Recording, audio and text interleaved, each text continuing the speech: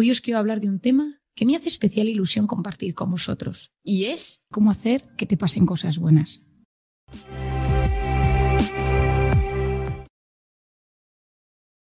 Todos queremos que nos sucedan cosas buenas en nuestra vida. En un mundo hiperestimulado, donde siempre están sucediendo temas que nos pueden angustiar, el COVID, la guerra, los problemas económicos, los problemas de salud, tener unas ciertas nociones de cómo funciona nuestro cerebro, de cómo gestionar nuestras emociones, nos puede ayudar a sentirnos mejor y alcanzar el equilibrio que todos deseamos. En mi opinión, pocas frases han hecho más daño que la de vendrá cuando menos te lo esperes. Nadie va a venir a buscarnos para proponernos el proyecto de nuestra vida. Hay que ir a su encuentro.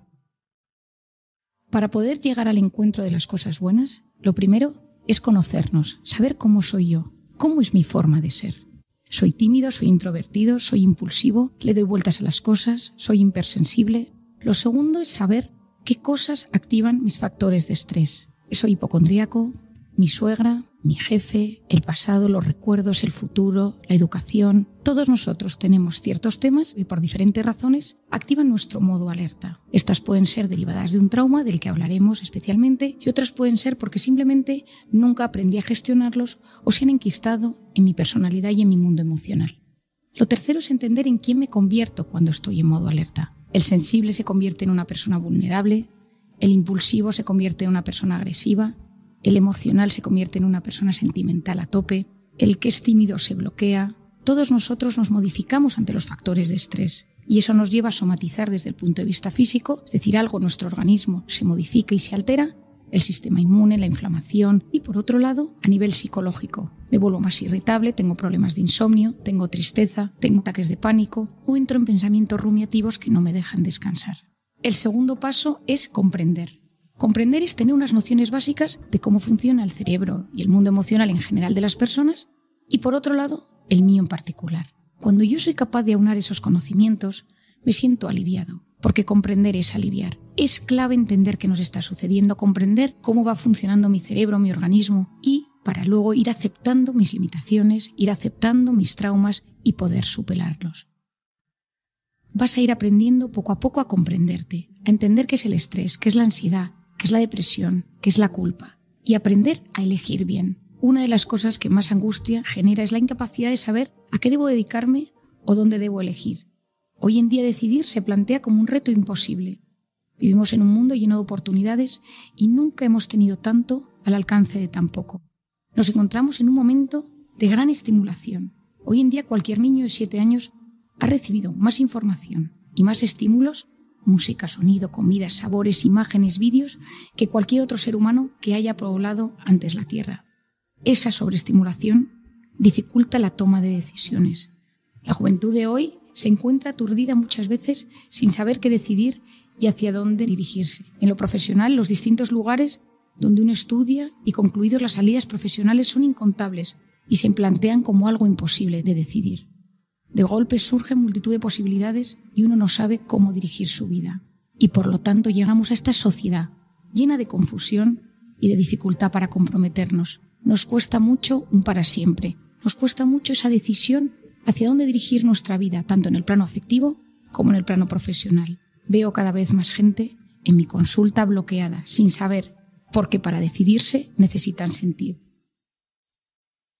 Vivimos empapados de emociones y sentimientos que nos llevan a necesitar una gratificación constante para avanzar.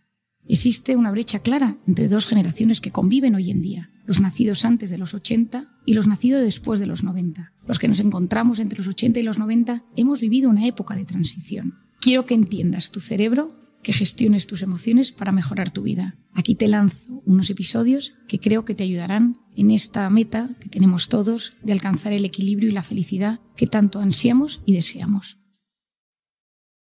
Todos nosotros queremos ser felices, pero la felicidad no se define, se experimenta. Para conocerla hay que haberla sentido y una vez se ha sentido las palabras se quedan cortas para explicarla. La primera idea que quiero trasladarte es la siguiente. No hay guías rápidas ni atajos que aseguren la felicidad.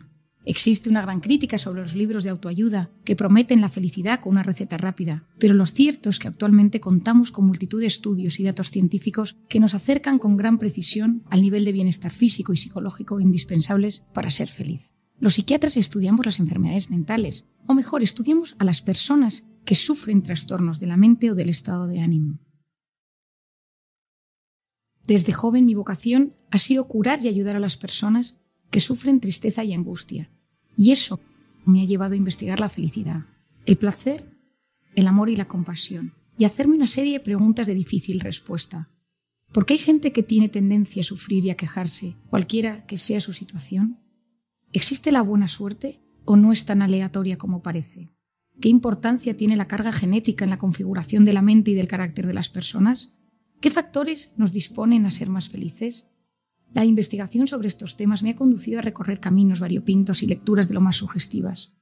Nuestra sociedad actual es más rica que nunca. Jamás hemos tenido tanto como hasta ahora. Nuestras necesidades están cubiertas y podemos disponer casi de cualquier cosa, en la mayor parte de los casos, a solo un clic de distancia. Pero la felicidad, en realidad, es tener una vida lograda, donde intentamos sacar el mayor partido a nuestros valores y a nuestras aptitudes. La felicidad, como dice mi padre, es hacer una pequeña obra de arte con nuestra vida, esforzándonos cada día por sacar nuestra mejor versión. La felicidad está íntimamente relacionada con el sentido que le damos a nuestra vida. En una sociedad que ha perdido el sentido, en una sociedad que muchas veces ha perdido el rumbo, hemos sustituido el sentido de la vida por sensaciones. Esas sensaciones pueden ser satisfacciones corporales, sexo, comida, alcohol. Existe una necesidad insaciable de experimentar emociones y sensaciones nuevas cada vez más intensas. No hay nada malo per se en las relaciones sexuales, en una buena gastronomía o en el placer de un buen vino. Hablamos de cuando la búsqueda de estas sensaciones sustituye el verdadero sentido de la vida. En esos casos de desorientación, la acumulación de sensaciones produce una gratificación momentánea, mientras que el vacío en nuestro interior crece como un agujero negro, apoderándose paulatinamente de nuestra vida, lo que conduce a la larga a rupturas psicológicas o a comportamientos destructivos. Solo entonces, cuando el daño está hecho, la persona pide ayuda. La persona se da cuenta de que algo no funciona y entonces piden ayuda o buscan soluciones para remediar esa situación de descontrol, de vacío o de tristeza inmensa. Un tema importante cuando hablamos de felicidad es matizar un tema. El ser humano busca tener y relaciona la felicidad con poseer cosas.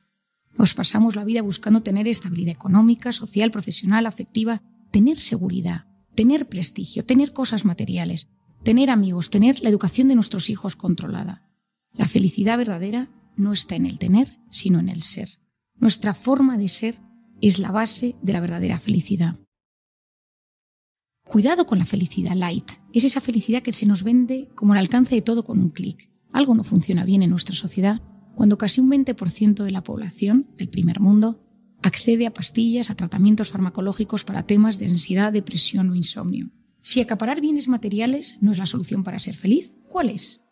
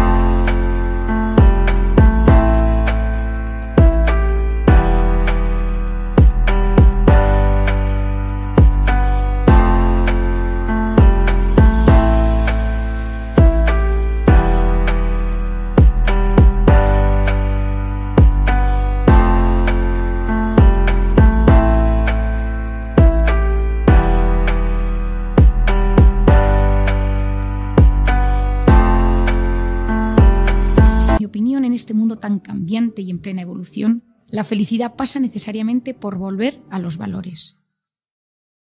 ¿Y qué son los valores? Los valores son aquello que nos ayudan a ser mejores personas y nos perfeccionan. Son básicos y se convierten en guía en los momentos de caos y de incertidumbre. Los valores nos tienen que hacernos preguntar cosas como ¿hay vida después de la muerte? ¿Cuál es el sentido de mi existencia? ¿Creo que hay algo más allá que todo lo que toco? Y creer en la parte espiritual y trascendente del ser humano. No siempre es fácil, porque requiere parar y ser capaces de conectar con nuestro interior y asomarnos a una situación donde a veces existe el vértigo, porque cuando no hay respuestas o cuando nos da miedo encontrar esas respuestas, damos la espalda a la parte espiritual del ser humano.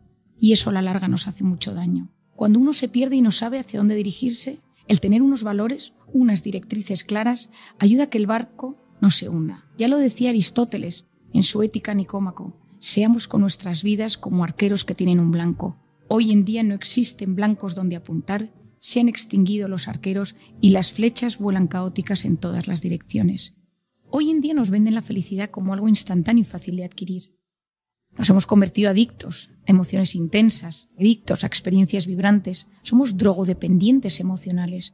Nos gusta sentir constantemente. La industria, el marketing lo sabe y por eso trabaja y manipula muchas veces nuestra mente para sentir cada vez más. Todo eso nos lleva a una liberación constante de dopamina. Siento placer, quiero sentir más placer. Y la dopamina, que es una gran hormona, cuando no la sabemos gestionar bien, nos genera adicción a esa gratificación instantánea. Y eso a la larga genera un gran vacío, porque el necesitar el constante estímulo de sensaciones genera un gran vacío interior. La palabra de moda hoy en día es tendencia. El gadget, la aplicación, la ropa, nos movemos a base de tendencias, a base de impulsos, a base de emociones. La oferta de esas emociones es constante y esas dosis empaquetadas nos tienen sometidos a una actividad incesante. Y parece que eso es la felicidad. Pero consumir todo rápidamente sin reflexionar sobre lo consumido activa genes, cambia nuestra estructura cerebral y nos puede llevar a la enfermedad. Estamos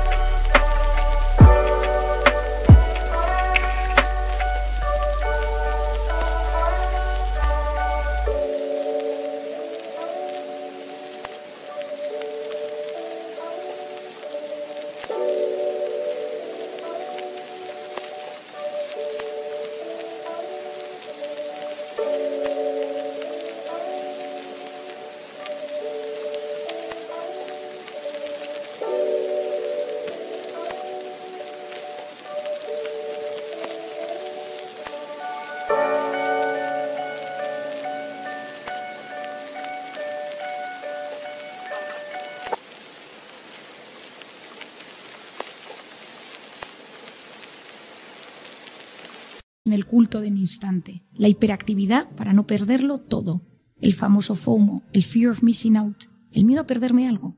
Y eso lo tenemos que cambiar por el JOMO, el joy of missing out, la alegría de perderme las cosas.